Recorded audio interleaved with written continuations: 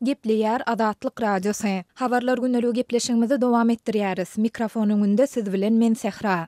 Aşgabatyň mekdeplerinde okuwçylardan Prezident Gurbanuly Berdimuhammedowyň kitaplarını satyn alyp, olary mektebe tawşyrmak talap edilýär. Bu barada Azatlyk Radiosynyň paýtagtdaky habarçylarynyň biri anonim şertde habar berýär. Geçen hepde paýtagtyň 12-nji, 50-nji, 48-nji, 160-njy, 54-nji mekdepleriniň muallimleri bahar kanikullarynaky 10-njy we 11-nji klass okuwçylary mektebe çagyryp ýa-da olary jaň edip her birine Prezident Berdimuhammedowyň bir kitabyny almagy tawşyrdylar. Şeýle-de muallimler haýsy okuwçynyň prezidentiň haýsy kitabyny almalydygy barada sanaw hem düzüpdirler diýip, çagasy bu mektepde okuyan enatalaryň ençemesi bilen söhbetdeş bolan habarçy 26-njy martda gurrun berdi. Ýöne onuň sözlerine görä mektep muallimleri okuwçylara bu kitaplaryň hususy eýetçilikde galmaly däldigini, olaryň mektepde täze dörediljek, hemişelik sergide yerleşdiriljekdigini, ýagny mektebiň eýetçiligine tawşyrmalydyklaryny hem aýdypdyrlar. 1-nji maýdan başlap paýtagtyň orta mektepleriniň ählisinde prezidentiň ähli kitaplarynyň hemişelik durjak ýörite sergisi gurulýar. Bu sergi mektebe geljek enatalaryň we mehmanlaryň gözüne iljek ýerinde yerleşdirilýär. Bu sergide yerleşdiriljek kitaplary satyn almak bolsa, okuwçylara tawşyrylmaly edilipdir. Bu barada mektep ýolbaşçylaryna ýörite tawşyryk berilipdir diýip, habarçy Çogonludaky we Parahat etrapçasyndaky mektep müdirleriniň adyndan ikisine salgylanyp gurrun berdi. Azatlyk Radiosunda bu mektep müdirleriniň anyk şahsiýeti barada maglumatlaryň bardygyna garamazdan howpsuzlyk ýagdaýlary sebäpli olary köpçülige mälim etmekden saklanýar. Habarçy prezidentiň her bir kitabynyň ýa-da bir tomlugynyň ortaça 400 manada barabardygyny aýdyp, bu tawşyrygy eşiden enatalaryň ençemesiniň mektep muallimleriniň we ýolbaşçylarynyň ýanyna barandygyny hem aýdýar. Geçen any we şenbe günleri 12-nji, 160-njy, 54-nji mekteplere baran enatalaryň köpüsi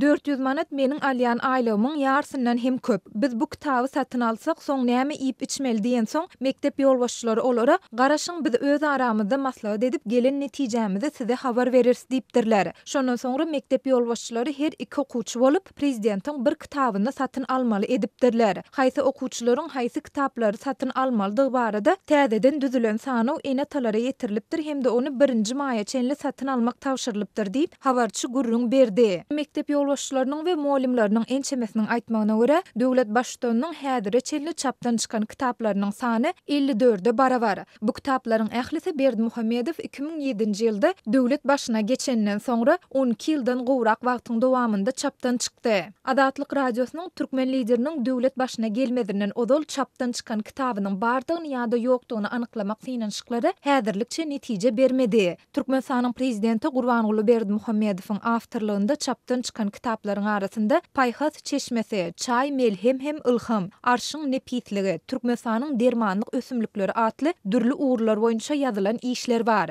Bellep geçdik, Berdimuhammedowyň kitaplary ýurdun mekteplerinde ýa-da käbir edara kärhanalarynda bölekleýin yerleşdirilse-de, onuň ähli kitaplarynyň hemişelik durjak ýörite sergisi ilkinji gedek gurulýar. Ýatlasak, mundan odol has takygy ýurdun ilkinji prezidenti Saparmurat Niýazowyň döwründe orta mektepleriň we edara kärhanalaryň tas ählisinde Mukaddes Ruhnama atly otog döredilipdi. Berdimuhammedowyň döwlet başyna gelmegi bilen ýuwaş-ýuwaşdan ýapylan bu otoglarda Niýazowyň Ruhnama kitaby bilen bir hatarda başga-da 10 golay kitaby hemişelik sergilenýärdi.